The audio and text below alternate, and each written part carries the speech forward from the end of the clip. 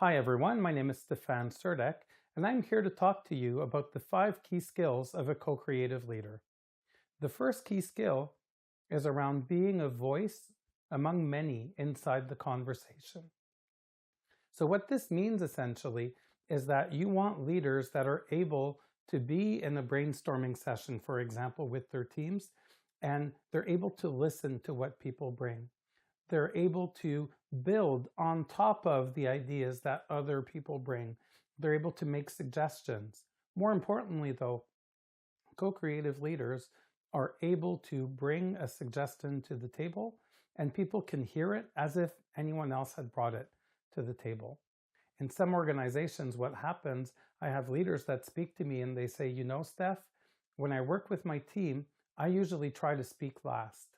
And I speak last because if I say anything, people just jump on whatever idea I put out there, whether it's good or bad. So right now, I'd rather be in the habit of speaking last and letting other people speak. So leaders that do that can be an approach, can be a good idea. But the problem when you do that as a leader is you're actually keeping the last word.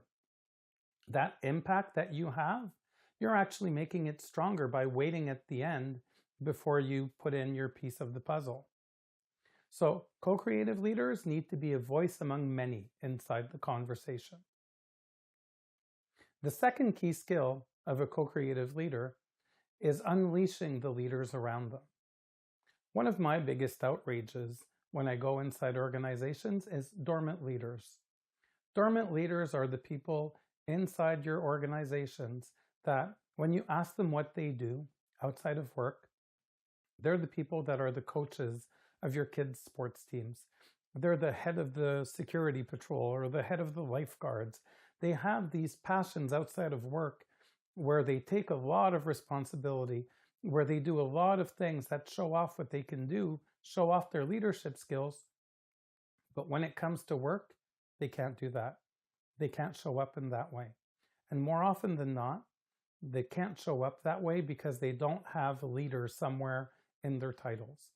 Sometimes in organizations, people in leadership roles, people in management roles get confused.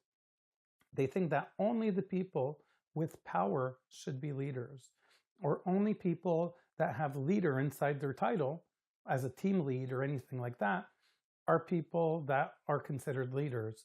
Others, tough noogies, bud. Leaders create leaders around them. Leaders unleash leaders around them.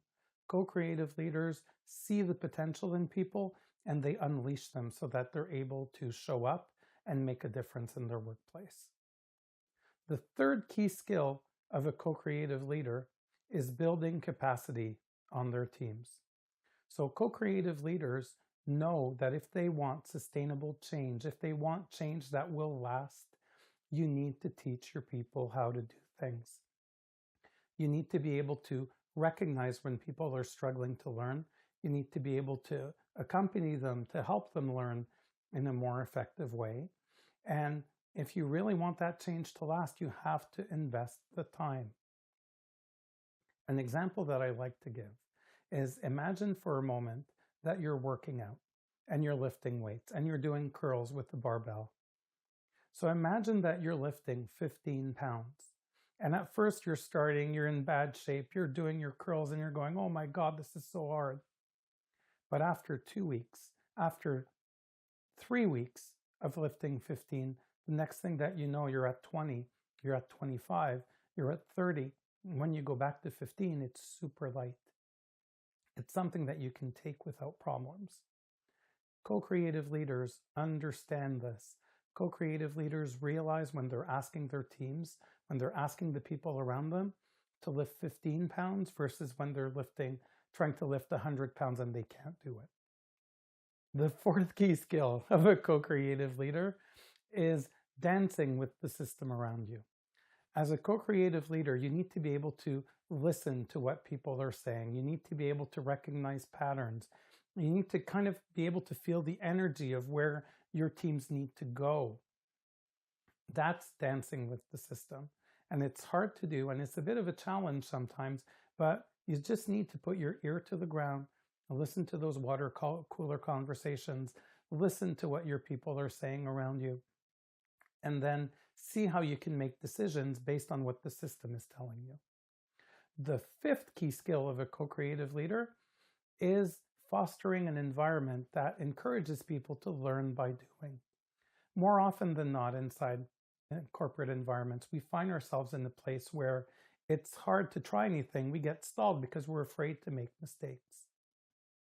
As a co-creative leader, how can you encourage your people to learn by doing? And how can you be an example of that yourself? How can you show your teams that you'll try something, not because you're afraid to succeed or fail, but rather because you're trying to learn something, and what you focus on is what you learn instead of focusing on whether you succeeded or you failed.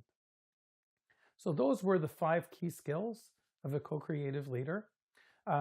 One thing I'd like to share with you before I go is, if you'd like, one thing that we can do together, if you're interested in the topic and you want to know more, you can go on my website, Provoking Leadership. I have a lot of content around co-creative leadership.